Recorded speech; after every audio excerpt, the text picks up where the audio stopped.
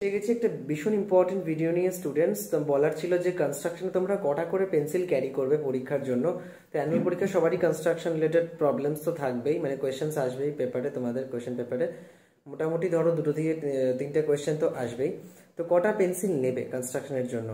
তো মেইন কথা হচ্ছে দুটো নেবে না তিনটে নেবে না কটা নেবে। দেখো একটা কনস্ট্রাকশনে মোটামুটি তোমাকে কম্পাসের জন্য একটা পেন্সিল তো রাখতেই হবে, একটা থেকে দুটো দুটো পেন্সিল ধরে রাখো ছোট ছোট, ঠিক আছে। এইবার আমি যখন লাইনগুলো যখন আমি টানবো এসি বিডি সিএ, তখন এই লাইন টানার জন্য আরও দুটো বড় বড় পেন্সিল আমি রাখবো।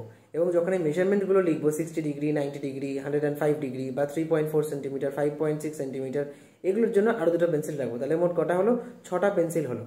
কারো কাছে যদি বড় বড় পেন্সিল না থাকে 6টা, প্লিজ তোমরা হাফ করে নিও একটা বড় পেন্সিলকে, এবং মানে তিনটে পেন্সিলকে তাহলে 6টা করে নিতে পারবে ইজিলি, ঠিক আছে। কিন্তু কখনোই দুটোতে বা তিনটে কোয়েশ্চেন্স তোমরা দুটো পেন্সিলস নিয়ে যেও না।